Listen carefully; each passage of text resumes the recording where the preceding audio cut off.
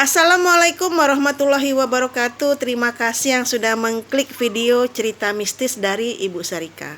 Nah, pagi hari ini saya ingin membawakan sebuah cerita mistis yang sangat mengerikan sekali. Dan ini kisah nyata based on true story.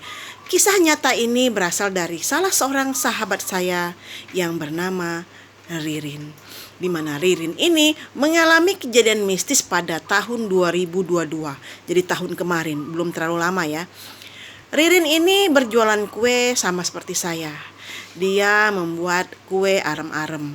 Jadi setiap jam 2 pagi, 2 malam dia bangun untuk memproses arem-arem dan lemper yang dia buat gitu kan. Nah, Ibu Ririn ini memiliki seorang tetangga anak muda yang bernama Yanto. Di mana Yanto ini adalah seorang pemuda yang baik sih pemudanya, tapi dia suka mabuk-mabukan gitu kan. Jadi si Yanto ini sering keluar malam, mabuk-mabukan, pulang ke rumah sekitar jam 1, jam 2 malam gitu kan. Dan Yanto ini baik sama Ririn ini. Dia menganggap Ririn ini seperti ibu dia gitu kan. Jadi sering melotot-lotot di dapur, tok bu kata gitu kan. Karena dia tahu ibu Ririn ini selalu terbangun jam 2 untuk membuat arem-arem tadi gitu. Ya ada apa, kata ibu Ririn ini kan. Dia selalu meminta buatin kopi kepada ibu Ririn ini. Karena di dapur ibu Ririn itu ya, ibu Ririn ini tinggal di sebuah ruli di kota Batam. Dan dapurnya itu dinding papan ya. Jadi ada celah-celah yang bisa melihat keluar. Jadi di dapur itu ada sebuah jendela yang bisa mengintip keluar gitu.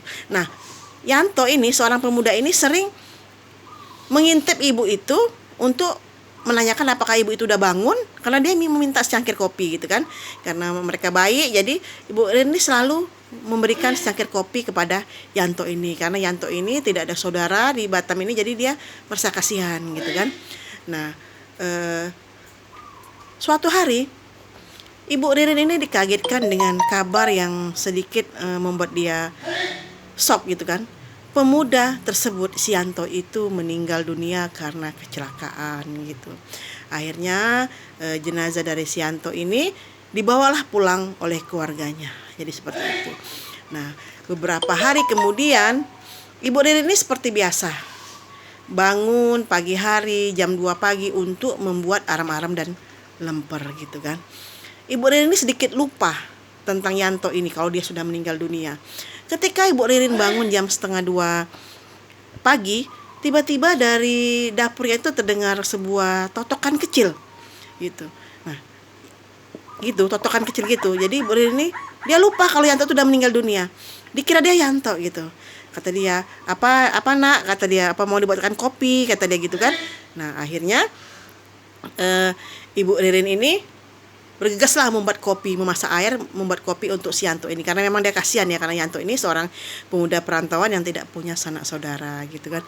Ketika Ibu Ririn ini memasak air untuk membuat kopi, Ibu Ririn ini tersentak. Dia kaget karena dia baru sadar kalau Yanto ini beberapa hari yang lalu sudah meninggal dunia.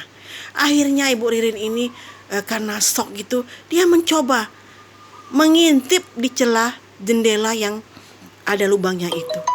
Dan alangkah kagetnya Ibu Ririn ini ketika dia melihat Yanto pun mengintip dia. Jadi mereka sama-sama mengintip.